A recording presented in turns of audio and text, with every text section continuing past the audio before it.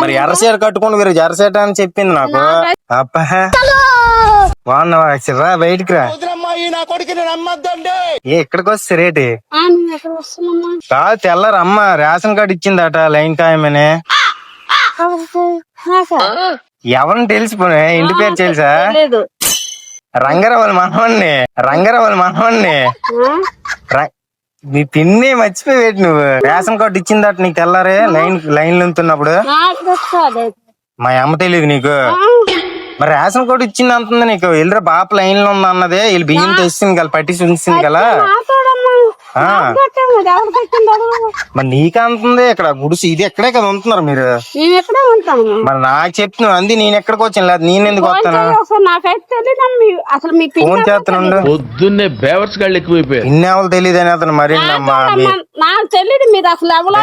Pole తెలియదు నీకు. ఒకసారి ఫోన్ చేస్తున్నాను మాట్లాడు. ఈ పనుల్లో కనిపించలేదు. హలో అమ్మా, అది పిన్నికి తెలియదు అనేస్తుంది. రేషన్ కార్డు ఇచ్చావు అంతే. ఆ బియ్యం గియ్యం ఏం పట్టలేదట. ఏదో తెలియదు అనేస్తుంది. నాతో ఎక్కడ ఆడుతుంది. ఒకసారి మాట్లాడు. హలో అమ్మా, ఆవిడకి వినపించట్లేదటమ్మా. వినపించట్లేదు మీకు? మరి ఏంటి రేషన్ పట్టలేదు ఈవిడ? మీరు నీకు రేషన్ కార్డు ఇచ్చింది తెల్లారే చెప్తానులా ఉండు. నాకు ఇవ్వలేదమ్మా. మరి అసలు బొవ్వులో నాకు తెలీదు. నువ్వు గొప్ప ఎగటలు ఆడుతున్నావు నాతోనే. అయితోడమ్మా. మీ అమ్మ ఎవరో తెలియదు, మీరు ఎవరో తెలియదు నాకు. మా అమ్మ ఎవరు తెలియక నీకు రేషన్ కార్డు ఇచ్చేద్దా? నాకు ఇవ్వలేదు. ఎవరికి ఇచ్చింది అడుగు, నాకైతే ఇవ్వలేదు. ఇదే గుడిసి అన్నారమ్మ అయితే. అలాగే ఫలానా వాళ్ళకి ఇచ్చింది. నా పేరు చెప్పింది.